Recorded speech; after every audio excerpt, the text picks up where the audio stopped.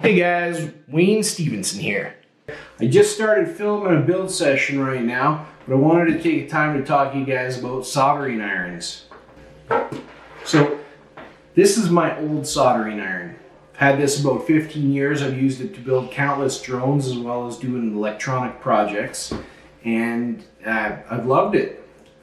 Gone through a few tips on it now. It is hard to find ones that fit, so I just buy a whole bunch and hope to get lucky.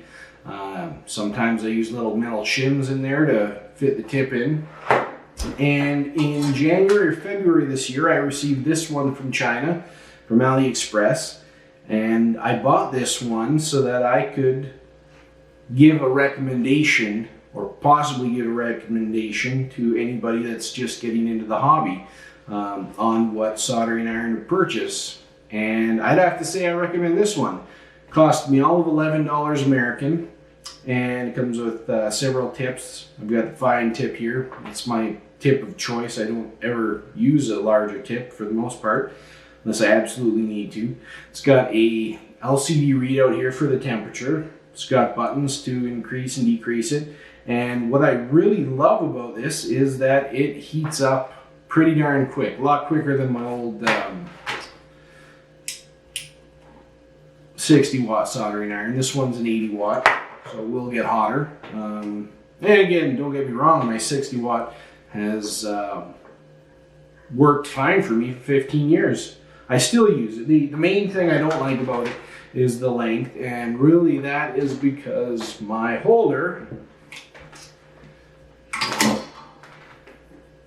was sized for the standard size soldering irons. I didn't see too many of these ones back then, except ones that came with a soldering station. So it doesn't fit all the way down here. The reason I like that is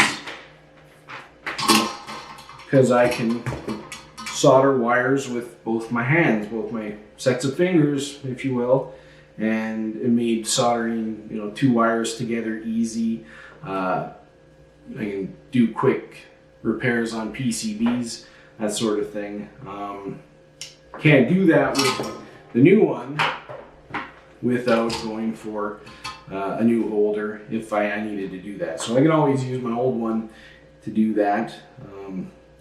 Another thing I can do, which I can just snip that and make it shorter, so it'll fit wherever I want it. So I do have some options. It's not a deal breaker by any means. It does come with a little stand. I can use that. I don't like using those little pop tab style stands, so I don't. I like this. It's what I bought. I prefer it. Anyhow, $11. Link at the bottom to this exact one. So if you're looking for a cheap soldering iron, if you want to try it out, what do you have to lose? $11? Anyhow, thanks for watching, guys. Cheers.